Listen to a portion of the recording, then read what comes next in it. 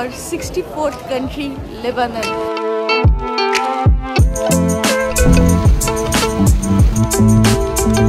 তো এই আমাদের রুম।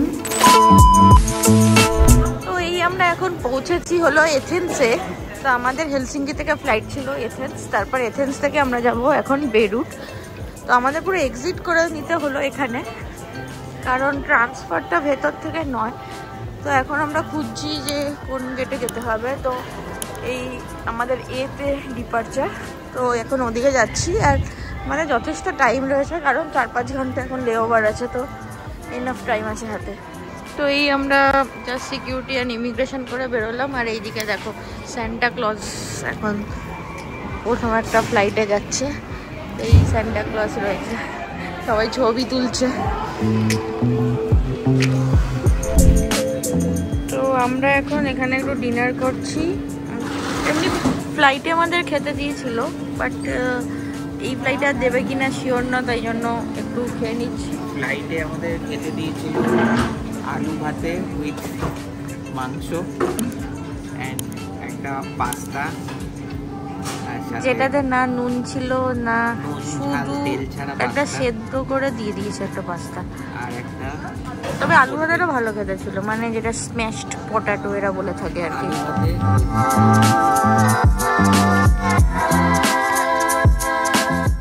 এখানে এখন আমাদের পাসপোর্ট চেক হচ্ছে। আর এই যে ভদ্রলোককে দেখছেন, ইনি এখন সোজা বেরুটে কল করে জিজ্ঞেস করছেন যে এদের দুজনকে ছাড়া যাবে কিনা বেরুটে, কারণ আমাদের পাসপোর্টে এমন একটা জিনিস রয়েছে যেটা তারা এখন পছন্দ করছে না, সেটা হলো ইসরায়েলের ভিসা। তাই জন্য সোজা বেরুটে চেকিং হচ্ছে যে আমাদের দুজনকে বোর্ড করা যাবে কিনা, যদিও আমাদের কাছে ভ্যালিড ভিসা আছে। তো এই আমরা এবার ফ্লাইটে বোর্ড করতে যাচ্ছি, মানে এখানে সব ফর্মালিটি হয়ে গেছে, এবার জাস্ট বোর্ড করব। ফ্লাইট অলরেডি 1 ঘন্টা লেট।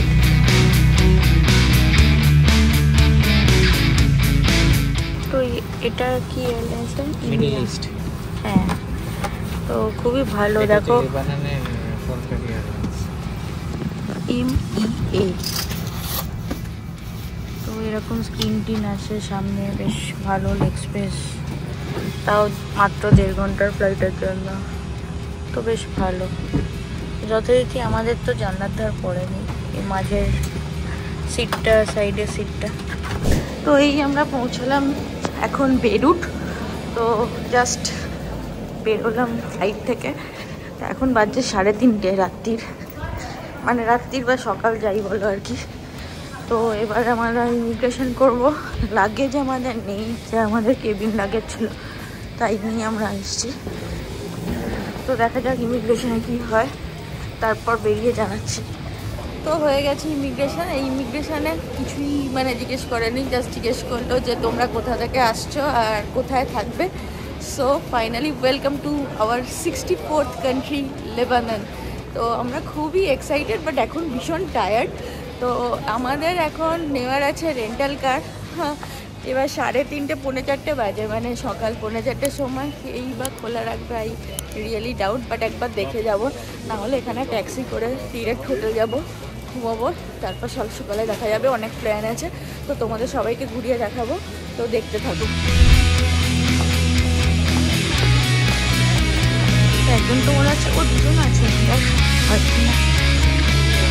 লাকিলি এটা খোলা আছে। আমি তো জাস্ট ভাবতেই পারিনি, যদিও লেখা ছিল 24 আওয়ার্স, বাট মানে 24/7, বাট সত্যি এটা 24/7 মনে হয়নি। তো খুবই ভালো ব্যাপার যে আমরা ফাইনালি মনে হচ্ছে গাড়িটা পেয়ে যাচ্ছি এখন। তো এখান থেকেই ড্রাইভ করে হোটেল চলে যেতে পারবো। তো আর কালকে হোটেল থেকে বেরোতেও অনেক ইজি হয়ে যাবে।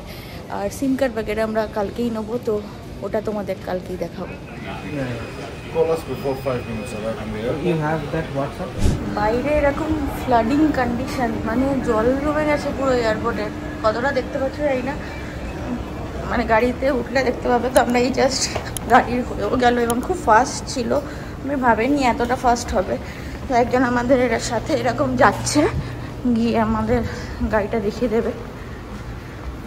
বিশাল বৃষ্টি হচ্ছে এখানে, মানে আমরা হলাম ব্যাড লাক সঙ্গে করে নিয়ে যাই, মিডিল ইস্ট কান্ট্রিতে এরকম সাংঘাতিক বৃষ্টি হচ্ছে, এখানে হয়তো বছরে কয়েকদিনই এই লেভেলের আর কি বৃষ্টিটা হয়, তো যেখানে জল জমে যাচ্ছে।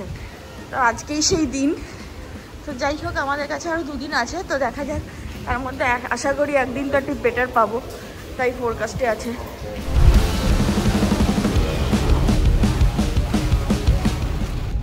এখন বাজছে ভোর 4:10, কিন্তু প্রচুর দোকান পাট এমনি খোলা আছে।